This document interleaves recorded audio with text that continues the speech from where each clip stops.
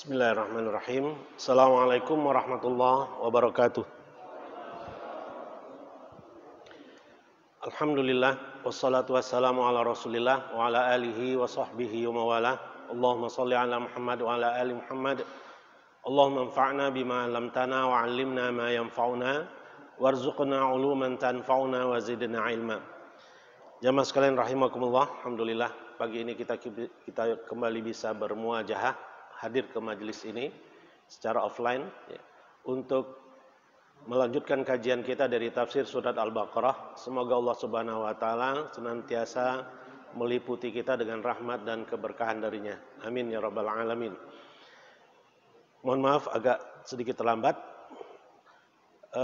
Hari ini kita akan menyinggung satu tema masih berkaitan dengan ayat-ayat antara 30 sampai 39 yang ceritanya tentang Nabi Adam alaihissalam, pencipta Nabi Adam alaihissalam, dan penolakan iblis untuk sujud kepada Adam.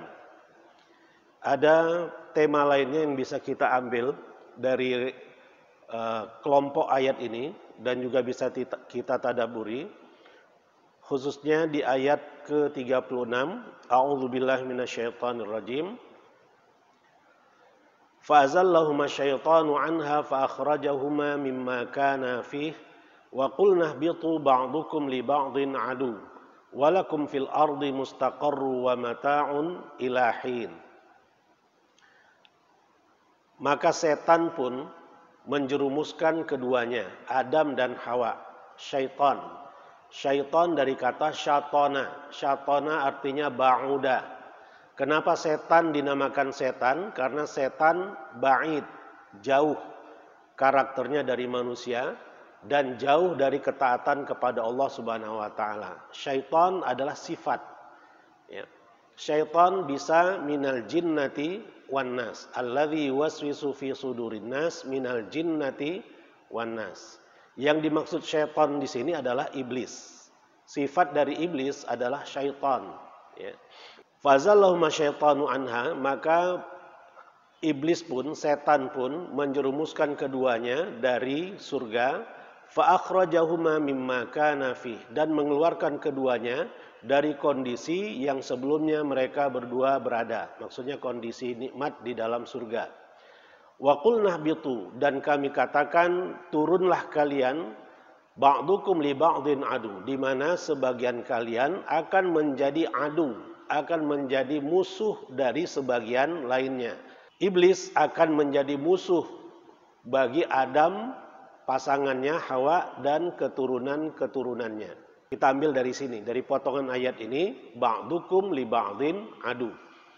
Walakum fil ardi mustaqarru wa mata'un ila hin, dan bagi kalian di muka bumi mustaqarrun, ada tempat yang menetap, wa mata', dan kesenangan ila hin, sampai tempo tertentu. Allah Subhanahu wa taala yang menetapkan bumi ini sebagai tempat kita, tempat yang mustaqar, ya. Sekaligus tempat yang dipenuhi dengan mata, kesenangan, tapi tidak abadi, ilahin, sampai tempo tertentu. Para ulama mengatakan ada kiamat kecil dan ada kiamat besar.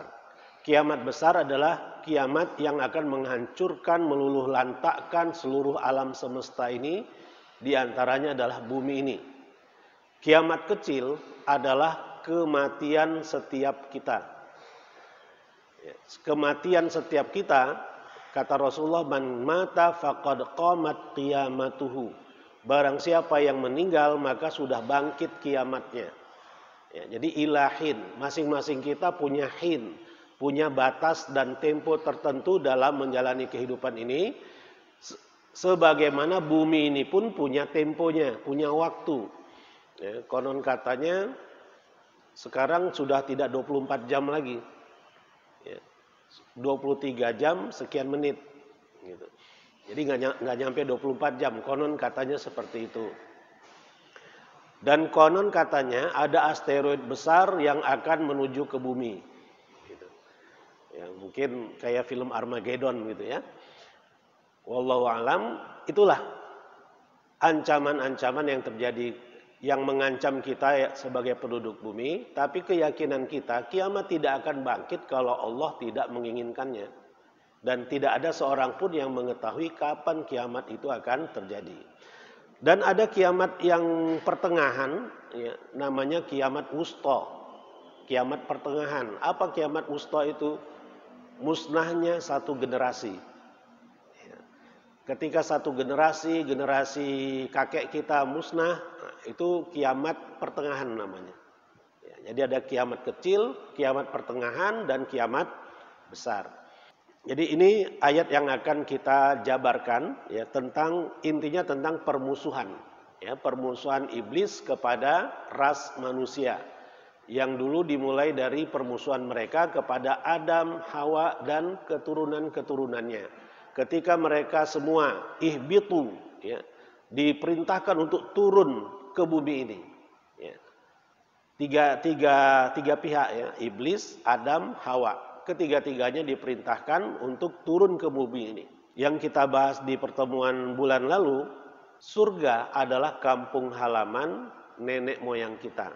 Bumi ini adalah tempat di mana Adam diperintahkan oleh Allah Subhanahu wa taala untuk menempatinya sebagai hukuman dari Allah untuk dirinya dengan satu hikmah yang Allah inginkan, ya.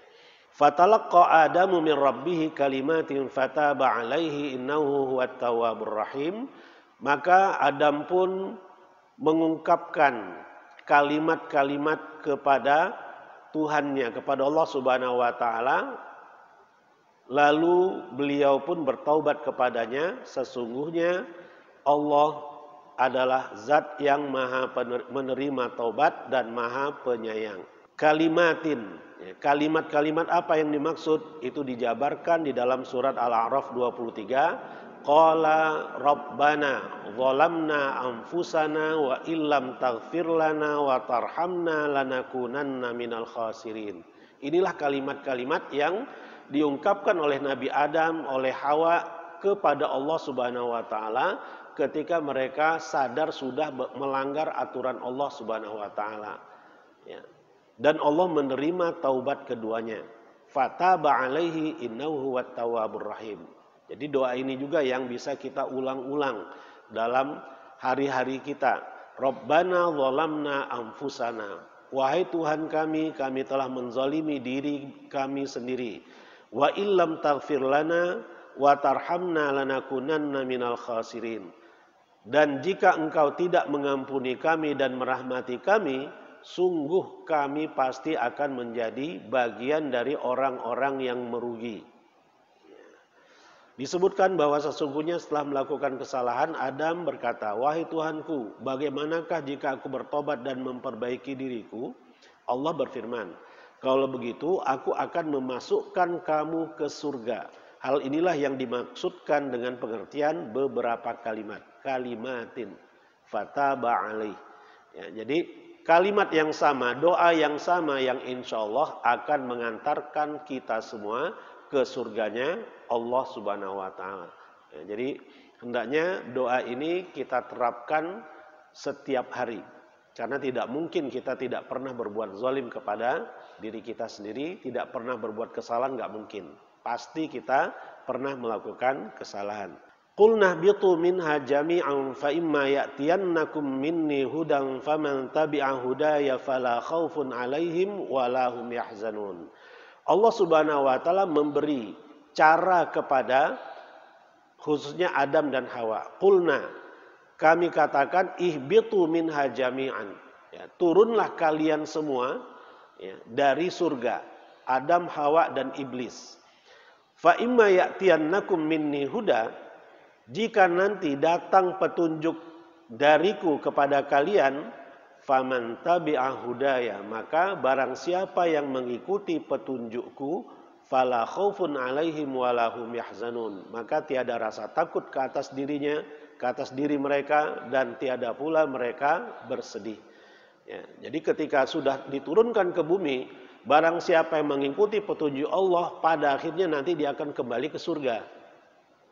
Ya. Adam dan Hawa nanti akan kembali ke surga. Keturunan-keturunannya akan kembali ke surga juga enggak? Tergantung. Petunjuk Allah itu diikuti atau tidak.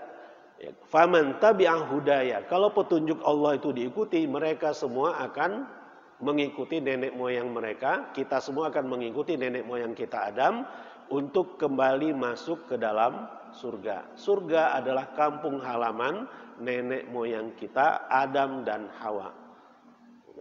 Jadi syarat dan ketentuannya adalah faman tabi'a hudaya. Walladzina kafaru wa kadzdzabu biayatina ulaika ashabun nari hum fiha khalidun. Sedangkan orang-orang yang kafir dan mendustakan ayat-ayat kami, mereka itulah penghuni neraka, ya, ashabun nar, para penghuni neraka, hum fiha khalidun. Mereka di mana mereka akan kekal selamanya berada di dalam neraka. Ya, jadi ternyata di antara keturunan Adam dan Hawa ada yang nggak nyampe ke kampung halaman lagi, yaitu orang-orang yang kafir dan mendustakan ayat-ayat Allah, ya. Menistakan ayat-ayat Allah, mengenyampingkan ayat-ayat Allah, mereka inilah yang akan tersesat, ya. Tidak akan kembali masuk ke dalam surga, mereka akan masuk ke dalam neraka. Jalannya sesat.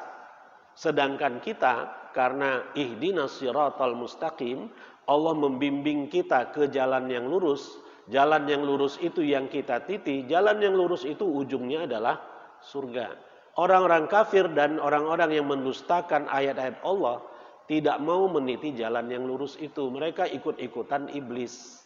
Mereka menjadi pengikut iblis. Ya, sebagaimana yang kita akan sebutkan nanti. Ya, di dalam ayat, ketika kita ihdinas siratal mustaqim, iblis pun punya misi. La'aqaudanna lahum siratakal mustaqim. Sungguh kami akan halang-halangi mereka dari jalanmu yang lurus. Nah, orang-orang kafir dan mendustakan ayat-ayat Allah ini ikut-ikutan iblis. Ya. Ketika mereka dihalangi dari jalan yang lurus, mereka ikut, mereka manut. Akhirnya mereka tersesat masuk ke dalam neraka. Yang lurus, kita ini insya Allah ya, akan pada akhirnya akan sampai ke dalam surga. Ya, jadi kata kuncinya di sini adalah ihdinas siratal mustaqim. Ya, sebagaimana yang pernah kita singgung, surat Al-Fatihah itu menjadi payung hukum dari seluruh ayat yang ada di dalam Al-Quran. Ya, seluruh ayat yang ada di dalam Al-Quran akan punya cantolan di surat Al-Fatihah. Ya, ayat yang barusan kita bacakan di surat Al-Baqarah ini, cantolannya adalah ihdinas siratal mustaqim. Penjabarannya siratal ladzina an'amta 'alaihim ghairil maghdubi 'alaihim waladdallin. Ya, sebagaimana yang kita sudah jelaskan bahwa tadinya Allah akan menjadikan khalifah di muka bumi. Ketika Adam sudah diciptakan, ternyata Adam dan istrinya Hawa diperintahkan untuk berdiam di dalam surga. Ya, wa qulna ya Adam uskun wa anta wa zaujukal jannah. Ketika berada di dalam surga, mereka menyalahi aturan, diperintahkan untuk turun ke bumi. Walakum fil ardi mustaqarru wa mata'un ilahin. Dan ketika mereka mematuhi aturan Allah dalam kehidupan di muka bumi, pada akhirnya mereka akan kembali dimasukkan ke dalam surga. Faman tabi'a hudaya fala khaufun 'alaihim wa lahum yahzanun. Maka barang siapa yang mengikuti petunjukku, faman tabi'a hudaya. Di dalam surat Al-Fatihah, ihdinas siratal mustaqim. Ya. Petunjuk Allah itu adalah siratal mustaqim. Apa itu siratal mustaqim? Islam, Al-Quran, dan As-Sunnah. Ya. Islam atau lebih singkatnya Al-Quran dan Sunnah. Itulah siratal mustaqim. Ya. Jalan yang lurus itu adalah jalan yang dirinci di dalam, dipandu di dalam Quran dan Sunnah Rasulullah SAW. Kalau kita ikuti, itulah jalan yang lurus. Ya. Kalau kita terus konsisten berada di jalan yang lurus itu, ujungnya adalah surga. Jalan lurus seperti garis lurus. Garis lurus adalah garis yang terpendek yang menghubungkan dua buah titik. Begitu juga dengan jalan yang lurus, Shiratal Mustaqim adalah jalan yang paling pendek yang akan mengantarkan kita masuk ke dalam surga. Apa itu? Quran dan sunnah, itulah panduannya. Kalau kita mau meniti jalan yang singkat menuju surga, ya, pedomannya adalah Quran dan sunnah. Ya. Di dalam hadis Rasulullah SAW bersabda, "Wa man salaka tariqan yaltamisu fihi ilman sahalallahu bihi," di riwayat yang lain, "sahalallahu lahu bihi tariqan ilal jannah." Dan barang siapa yang meniti jalan, di mana di jalan itu dia sengaja ingin mencari ilmu, niscaya Allah akan memudahkan baginya dengan ilmu itu jalan menuju surga. Ya, jadi kalau kita ingin masuk surga, ada jalannya, ada teknisnya. Teknisnya seperti apa? Kita harus punya ilmu. Apa yang dimaksud dengan ilmu itu secara lebih rinci lagi? Al-Quran dan As-Sunnah. Al-ilmu, kata Imam Syafi'i, maqala Allah wa maqala Rasul sallallahu alaihi wasallam. Ya, jadi kita tahu jalan yang lurus, kita pun selalu memohon kepada Allah, ihdinas siratal mustaqim. Tapi nggak cukup cuma memohon, kita harus pelajari ilmunya. Apa ilmunya? Quran dan Sunnah. Ya. Baik, ini sebagai mukaddimahnya, ya, dan ini juga sudah kita jelaskan di pertemuan sebelumnya. Di surat Al-A'raf ada yang mirip dengan ayat di surat Al-Baqarah ini. Kita tidak bacakan semuanya, tapi di sini ada ungkapan usjudu li adama fasajadu illa iblis. Ya. Lam yakum minas sajidin. Iblis gak mau sujud. Kenapa? Ketika Allah tanya, ma mana'aka alla tasjuda id amartuk? Kenapa kamu gak mau sujud ketika aku perintahkan, wahai iblis? Jawabannya, ana khairum minhu. Aku lebih baik dari Adam. Khalaqtani min nar, engkau ciptakan aku dari api, wa khalaqtahu min tin. Sementara Adam engkau ciptakan dari tanah. Ya. Iblis merasa unsur api itu lebih mulia daripada unsur tanah, rasis. Ya. Jadi pemikiran rasisme adalah pemikiran iblis. Kalau ada manusia yang masih, ya, terpengaruh dengan rasisme, ada pemikiran rasisme di dalam otaknya, berarti otaknya sudah dipengaruhi oleh iblis. Di antara manusia yang ada ini, yang rasis itu kira-kira siapa? Disebutkan setelah kelompok ayat ini. Nanti ayat 40 sampai ayat 123, dan nanti akan ada potongan-potongan ayatnya lagi sampai akhir surat Al-Baqarah.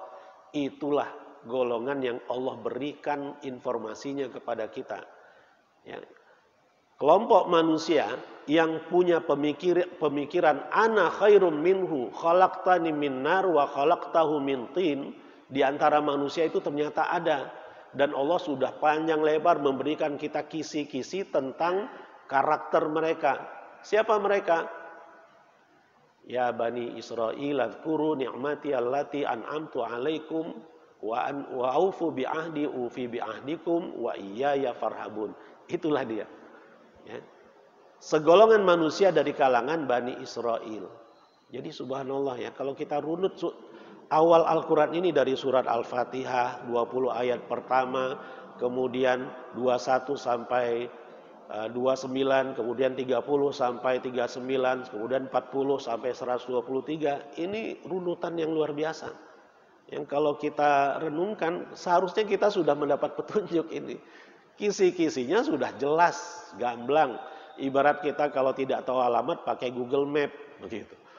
Ya, kita nggak tahu sama sekali, gelap tentang alamatnya, tapi karena gara-gara ada Google Map kita bisa nyampe, walaupun kadang-kadang ditunjukkan ke pematang sawah kita jalannya gitu. Tapi pada akhirnya nyampe ke alamat yang kita tuju. Ya. Jadi sudah sangat gamblang sekali. Di antara manusia ini siapa manusia yang harus kita sikapi dengan hati-hati? Allah sudah singgung. Ya, karena sekelompok manusia itu rasis sekali. Ya, menganggap ras mereka lah yang paling mulia, selain dia itu binatang, kata dia. Itu ada di dalam protokol Zionis. Ya. Baik, kita lanjutkan. Jadi itu alasan iblis untuk tidak mau sujud kepada Adam, sampai kemudian diperintahkan fahbit minha, untuk turun ke bumi. Nah, di situ iblis bernegosiasi, mengajukan proposal kepada Allah Subhanahu wa taala. Apa isinya? Anzirni ila yaumi yub'atsun. Tangguhkanlah umurku sampai hari mereka dibangkitkan. Iblis minta kepada Allah agar umurnya dikekalkan sampai hari kiamat. Dan proposalnya diterima oleh Allah Subhanahu wa taala. Innaka minal munzirin. Ya, sesungguhnya engkau termasuk orang-orang yang diberi tangguh. Qala fabima aghwaytani. Apa misi iblis? Iblis mengatakan, sebagaimana engkau telah turunkan aku dari surga, la aqudanna lahum siratakal mustaqim. Aku pasti akan menghalang-halangi Adam, Hawa dan keturunan-keturunannya untuk meniti jalanmu yang lurus itu, ya Allah. Allah kan mengajarkan kita ihdinas siratal mustaqim. Iblis punya misi la aqudanna lahum siratal mustaqim. Ya. Jadi untuk upaya kita meniti jalan yang lurus itu bukan hal yang gampang. Ya, tantangannya adalah iblis. Yang menghalang-halangi kita untuk langgeng meniti jalan yang lurus itu, untuk mengikuti Quran dan Sunnah, itu adalah iblis. Iblis dan tentara-tentaranya dan pengikut-pengikutnya minal jinnati wan nas. Ya, jadi dari kalangan manusia, kadang-kadang ya teman kita sendiri, sahabat kita sendiri, atau malah keluarga kita sendiri yang nggak senang kalau kita fokus kepada Quran dan Sunnah, fokus untuk meniti jalan yang lurus, mereka nggak senang. Ya rincian nggak senangnya itu banyak lagi uraiannya. Ya. Jadi intinya iblis akan selalu menghalang-halangi kita ketika kita ingin mempelajari, mengamalkan Al-Quran dan Sunnah. Ya. Kalau kita balik, ya, ketika kita merasa kita ingin menjadi orang baik, kita ingin menjadi orang soleh, tapi kok banyak sekali yang menghalang-halangi kita.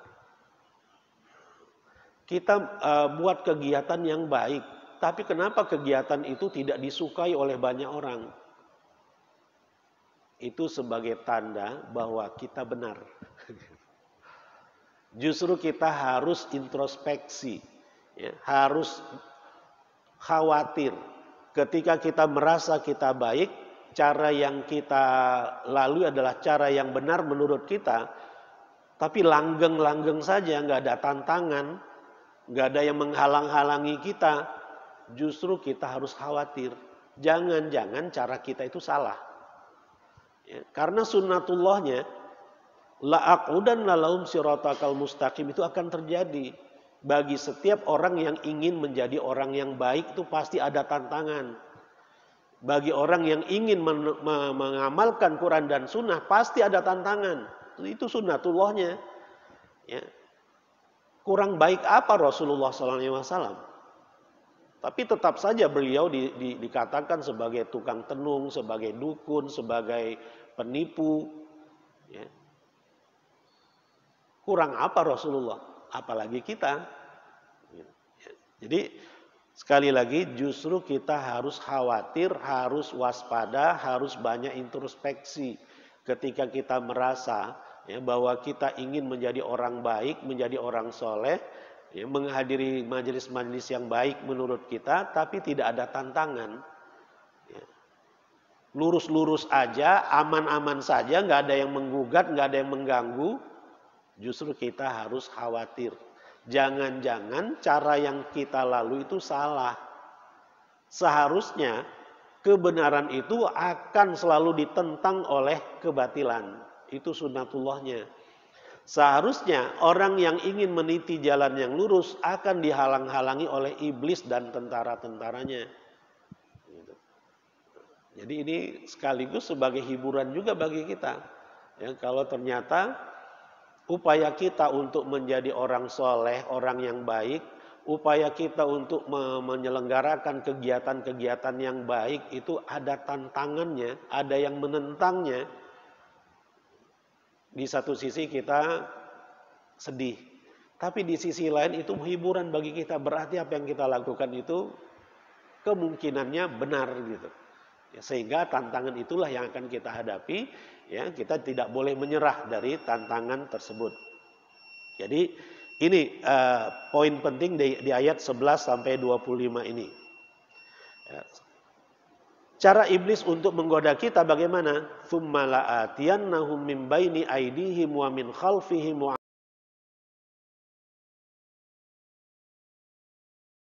aimanihim wa an syama'ilihim wala tajidu aktsarahum syakirin. Dari depan, belakang, kanan, kiri, di riwayat hadis atas bawah, dari segala penjuru iblis akan menggoda kita, akan menyasar kita agar kita tidak meniti jalan yang lurus itu. Banyak cara yang akan dilakukan oleh iblis dan pengikut-pengikutnya supaya kita tidak istiqomah. Mustaqim dari kata istiqomah. Ya. Sekali lagi, kalau kita rasakan itu, jangan dominan sedihnya. Harus kita jadikan itu sebagai hiburan bagi kita. Berarti kita insya Allah benar. Ya. Kemudian wa ya Adam uskun anta wa zaujukal jannah dan seterusnya ya. Jadi di sini tentang permusuhan iblis kepada ras manusia. Iblis tidak akan tinggal diam kalau kita menjadi orang yang baik. Kebaikan kita menjadi baik adalah ancaman bagi iblis. Ya, kebetulan saya kembali diamanahkan untuk mengurus masjid. Ya. Dalam mengurus masjid itu nggak bisa sendirian kan? Ya, harus mengajak teman-teman yang lainnya. Ya, di beberapa divisi, kemudian ada yayasannya, organisasi lah. Ya. Sunnatullahnya kalau kita berkumpul, berorganisasi, apalagi organisasi Islam, apalagi yang diurus itu masjid, kita harus hati-hati. Jangan sampai kita menjadi sumber kekacauan. Kembali ke sunnatullah tadi, nilai-nilai kebaikan akan dihalangi oleh iblis.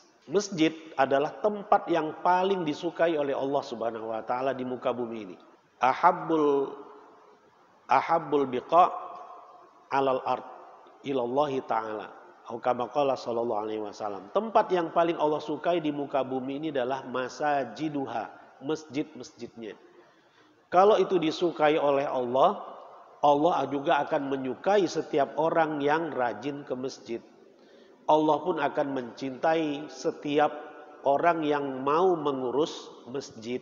Kalau ada satu amalan yang Allah sukai, pasti tidak disukai oleh iblis. Iblis pun akan terjun all out untuk mempengaruhi pengurus-pengurus masjid. Di satu sisi kita sedih ya, ketika ada teman kita yang sama-sama mengurus masjid itu kok punya pandangan yang agak nyeleneh gitu. Ya, kegiatan yang baik kok kesannya dihalang-halangi atau banyaklah sikap-sikap yang menjadikan kita sedih. Tapi kita juga harus ingat ketika itu terjadi karena yang kita urus itu masjid. Gitu. Itu menjadi hiburan bagi kita. Iblis gak akan tinggal diam.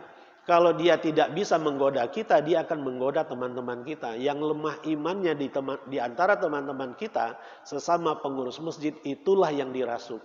Dan itulah yang menjadi tantangan kita dalam mengurus masjid itu. Jadi ini pengalaman yang berharga yang saya alami beberapa tahun terakhir ini. Alhamdulillah ya. Jadi jangan sampai kita mutung. Begini amat ngurus masjid, udah nggak usah lah, saya mundur. Itu berarti kalah gitu. Ya. Kalau yang seperti itu kalah. Ya. Kita nggak boleh kalah sama iblis. Iblis harus kita tentang. Bagaimana cara menghadapinya? Ya memang kata Ustadz Ahmad Yani yang pakar dalam urusan manajemen masjid, seharusnya pengurus masjid itu sudah selesai urusan pribadinya, sudah selesai gitu. Sudah selesai dengan dirinya sendiri. Gitu. Istilah beliau begitu. Ya, pengurus masjid itu seharusnya sudah selesai dengan dirinya sendiri. Ya, dia sudah beralih ke urusan-urusan yang lain. Urusan dirinya, bahwa dirinya itu punya keinginan khusus, bahwa dirinya punya punya sifat-sifat yang selalu akan mengusik orang lain, itu udah selesai gitu. Udah selesai. Seharusnya sudah selesai. Ketika mengurus masjid itu akan smooth gitu. Nah, tapi kalau pengurus masjid itu belum selesai sama dirinya sendiri, itulah yang repot. Itu yang akan menjadi tantangan bagi pengurus-pengurus yang lain. Ya, tapi di sisi yang lain, itulah sunnatullah yang akan menghibur kita, berarti kita benar. Ya, yang kita lakukan berarti benar. Ini harus kita hadapi. Menghadapinya bagaimana ya? Dengan ada seninya juga. Nggak bisa frontal juga. Kalau frontal ya nanti akan semakin meruncing permasalahannya. Ya, itulah hakikat la'atiyannahum min baini aidihim wa min khalfihim wa an aimanihim wa an syama'ilihim. Depan, belakang, kanan, kiri, godaan iblis, serangan dari iblis itu akan menerpa setiap orang yang konsisten ya menegakkan kebenaran. Itu di surat Al-A'raf. Di surat Al-Isra, usjudu li Adam fasajadu illa iblis. Ya, aasjudu liman khalaqta tina, apakah aku harus sujud kepada makhluk yang engkau ciptakan dari tanah? Dan seterusnya, ini mirip-mirip dengan ayat di surat Al-A'raf tadi. Kemudian di surat Al-Kahfi, di sini ada informasi baru. Ya, usjudu li Adam fasajadu illa iblis kana minal jinni. Bahwa iblis itu dari bangsa jin. Makhluk yang Allah ciptakan di alam semesta ini, ya, yang mukallaf itu ada 3. Yang terkena beban melaksanakan perintah, meninggalkan larangan itu ada 3. Malaikat, jin, dan manusia. Tumbuh-tumbuhan, hewan itu bukan mukallaf. Ya, yang mukallaf cuma 3 ini saja. Dengan demikian kita tidak boleh mempercayai adanya alien. Gitu. Nggak boleh mempercayai karena di Quran nggak ada alien, adanya malaikat, jin, manusia. Kecuali kalau alien itu adalah bagian dari jin. Berarti ya yang kita imani jinnya, bukan aliennya. Ya, wallahu a'lam.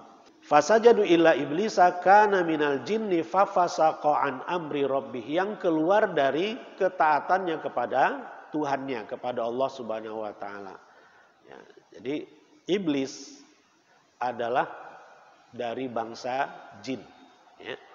Kalau di cerita kita di awal dulu atau di pertemuan yang lalu, ketika Allah memerintahkan malaikat Jibril dan malaikat-malaikat yang lainnya untuk memusnahkan penghuni bumi ini, jauh sebelum Nabi Adam diciptakan, bumi ini didiami oleh bangsa jin dan bangsa hin. Mereka inilah yang melakukan kerusakan dan menumpahkan darah di muka bumi ini. Diutuslah para malaikat dari langit dipimpin oleh malaikat Jibril untuk memusnahkan semuanya. Ketika itu mereka lakukan, tersisa ada 1 anak jin. Anak jin inilah yang mereka bawa serta ke langit. Tumbuh di langit bersama malaikat, karakternya mirip-mirip sekali dengan karakter malaikat. Ya, sampai dia dewasa di langit sana, sampai kemudian Allah ciptakan Adam, jin inilah yang tidak mau sujud. Jin ini namanya iblis. Nah, itu di satu riwayat diceritakan seperti itu. Ya. Fasajadu illa iblisa kana minal jinni fafasaqa an amri rabbih. Ini di surat Kahfi. Di surat Toha, usjudu li Adam fasajadu illa iblis aba. Dia menolak untuk sujud. Faqulna ya Adamu inna hadza aduwwul laka. Ya, wahai Adam, ini adalah musuhmu. Allah yang mencanangkan itu. Iblis ini adalah musuhmu. Wali zaujika, dan musuh istrimu. Fala yukhrijannaka minal jannati fatashqa. Jangan sampai musuhmu ini dapat mengeluarkan kamu dari surga ini sehingga kamu akan merana. Allah sudah mewanti-wanti, ya. Tapi ternyata godaan iblis itu lebih canggih, ya. Sehingga Adam dan Hawa tergoda dan mendapatkan hukuman untuk turun ke bumi. Ya. Fawaswasa ilahi syaitan dan seterusnya. Jadi intinya di sini inna hadza aduwwul laka. Ya, sesungguhnya iblis ini adalah musuhmu. Allah yang menyatakan itu. Jadi kita nggak usah sok akrab sama iblis, gitu. Ya, nggak usah menjadi pahlawan untuk berdamai dengan iblis. Nggak ada ceritanya kita bisa berdamai dengan iblis. Ya. Sunnatullahnya iblis itu musuh kita. Allah yang mencanangkan itu sejak lama, ya, bahwa hakikat kehidupan ini adalah pertentangan, pertikaian antara ras manusia dengan iblis. Gitu. Sampai hari kiamat. Jadi kita jangan so akrab ingin berdamai dengan iblis. Ya. Atau pihak-pihak yang berkoalisi dengan iblis, yang punya pemikiran iblis, kita ingin berdamai dengan mereka. Nggak ada ceritanya itu berhasil. Ya, nggak akan ada, nggak akan mungkin. Di Mesir dulu, pernah dilakukan upaya untuk mendamaikan antara Sunni dengan Syiah. Ya, di antara tokohnya adalah Syekh Yusuf Al-Qaradawi, hafizahullah. Tapi kemudian Syekh Yusuf Al-Qaradawi mengatakan kayaknya nggak mungkin. Ya. Syiah dengan Sunni itu bisa dipersatukan itu nggak mungkin. Itu melawan sunnatullah. Gitu. Ya. Di dalam hadis Rasulullah sudah sebutkan, nanti di akhir zaman, di antara fenomena akhir zaman adalah munculnya Dajjal. Di belakang Dajjal ada 70.000 orang Yahudi Isfahan. Isfahan adalah kota kedua terbesar setelah Teheran di Iran. Ya. Penghasil karpet yang sangat berkualitas, yang sangat bagus di dunia, ya, kualitasnya kualitas sangat tinggi, itu di Isfahan. Nah, Rasulullah SAW menyatakan nanti di akhir zaman Dajjal akan didukung oleh 70.000 orang Yahudi Isfahan. Jadi yang ada di Iran itu jangan-jangan orang Yahudi itu, ya, bukan orang Persia, ya, tapi orang Yahudi. Itu fakta akhir zaman yang Rasulullah sabdakan. Ya. Nah, kita tahu bahwa Iran ini adalah simbol Syiah, ya, basis Syiah yang paling kuat di muka bumi ini. Jadi kalau kita ingin berdamai dengan Syiah, nggak nyambung dengan kronologis yang ada, nggak nyambung. Nggak mungkin kita bisa berdamai dengan orang Syiah. Orang Syiah itu kelihatannya mau berdamai dengan kita kalau dia itu sedang lemah atau minoritas. Pura-pura ingin berdamai. Tapi kalau sudah mayoritas, habis kita. Di Iran dulu mayoritasnya Syiah. Ya, pemimpinnya Shah Reza Pahlavi itu. Itu pemimpin Sunni itu.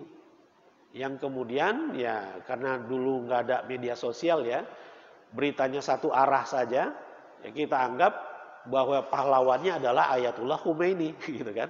Sampai foto-foto Khomeini ada di mana-mana kan. Kegiatan di kedubes Iran itu marak sekali, ya. Karena kita nggak ngerti siapa itu Iran, siapa itu Khomeini. Gitu. Sekarang kita baru ngeh, ternyata itu Syiah, musuh kita. Ulama-ulama Sunni dibantai di sana. Pakai apa? Digantung pakai kren. Gitu. Jadi gantungnya pakai kren. Puluhan kren disiapkan, digantung secara bersamaan. Ya, tapi nggak dipublikasi. Ya. Jadi ketika mereka minoritas, kelihatannya mereka akrab dengan kita. Tapi kalau mereka mayoritas, akan menjadi seperti Iran. Kemudian yang aktual sekarang, Syria. Ya. Kemudian Yaman. Ya. Pergolakan itu bukan pergolakan semata-mata politik. Itu kaitannya dengan sabda Rasulullah SAW yang kaitannya dengan Syiah itu juga. Ya. Jadi bukan semata-mata masalah politik. Ya, wallahu alam. Kita lanjutkan. Jadi ini di dalam surat Toha. Allah canangkan Inna hadza aduwwul lak. Lebih spesifik lagi, kata aduwwum mubin. Ya. Di sini ada 7 ayat di dalam Al-Quran yang lafadznya aduwwum mubin. Ya ayuhan nasu kulu mimma fil ardi halalan thayyiban wa la tattabi'u khutuwati syaitani innahu lakum aduwwum mubin. Setan itu musuh yang nyata bagi kalian. Ya ayyuhalladzina amanu dukhulu fis silmi kafatan wa la tattabi'u khutuwati syaitani innahu lakum aduwwum mubin. Wa minal an'ami hamulatan wa farsyan kulu mimma razaqakumullahu wa la tattabi'u khutuwati syaitani innahu lakum aduwwum mubin. Fadallahuma bighurur falamma dhaqa syajarata badat lahuma sawatuhuma wa tafiqa yakhsifani 'alaihima min waraqil jannah. Wa nadahuma rabbuhuma alam anhakuma an tilkuma syajarati wa aqul lakuma inna syaitana lakum aduwwum mubin. Qala ya bunayya la taqsus ru'yaka ala ikhwatika fayakidu laka kaidan inna syaitana lil insani aduwwum mubin. Ini dalam surat Yusuf. Alam ahad ilaikum ya bani adama alla ta'budu syaitana innahu lakum aduwwum mubin. Wa la yasuddannakum syaitanu innahu lakum aduwwum mubin. Kurang apa lagi? Di dalam Al-Quran sampai 7 kali dengan lafadz yang sama, aduwwum mubin, musuh yang nyata. Setan itu musuhnya yang nyata bagi kalian. Kok masih ada yang ingin so akrab dengan setan? Gitu. Padahal setan itu targetnya menjerumuskan dia, mengajak dia untuk kekal di neraka. Ya. Nah. Di surat Fatir ayat 6, inna syaitana lakum aduwwum fattakhiduhu aduwa. Sungguh setan itu musuh bagimu, maka perlakukanlah ia sebagai musuh. Innama yad'una hizbahu liyakunu min ashabis sa'ir. Karena sesungguhnya setan itu hanya mengajak golongannya agar mereka menjadi penghuni neraka yang menyala-nyala. Jadi semoga kita selalu sadar dengan fakta yang Allah ceritakan di dalam ayat-ayatnya ini. Kita harus siratal mustaqim, jalan yang lurus, jangan zigzag. Ya, kalau zigzag masih mending lah, masih tujuannya masih satu kan, walaupun kadang kanan, kadang kiri gitu. Ya, idealnya lurus saja. Jadi zigzag masih lumayan lah. Yang bahaya itu sudah ke kanan, udah kanan terus begitu. Semakin jauh dari jalan yang lurus. Ya, na'udzubillah min dzalik. Ya, jadi ini ayat yang lebih tegas lagi di surat Fatir ayat 6 ini. Allah sudah mencanangkan setan itu sebagai musuh kalian. Jadikanlah dia sebagai musuh kalian. Perlakukanlah ia sebagai musuh, jangan sebagai teman. Ya, yang memperlakukan iblis sebagai teman, memperlakukan setan sebagai teman, yaitu ya kelompok iblis berarti kan. Ya. Pemikirannya adalah pemikiran syaitani. Kesimpulannya, iblis dan setan adalah musuh manusia. Misi manusia adalah untuk meniti jalan yang lurus. Ihdinas siratal mustaqim. Sementara misi iblis adalah menghalang-halangi manusia untuk meniti jalan yang lurus itu. Ya, jadi sangat bertentangan. Kesombongan atau takabur adalah dosa pertama yang dilakukan oleh makhluk Allah Subhanahu wa taala. Dosa dan kesalahan dapat terhapus dengan tobat. Ini cerita Nabi Adam. Surga adalah kampung halaman nenek moyang kita, Adam alaihissalam. Ya, yang kita ingin kembali ke kampung halaman nenek moyang kita itu. Itu saja mungkin ya sebagai tadzkirah untuk kita semua. In ahsantu faminallah wa in asa'tu faminni wa minasyaitan.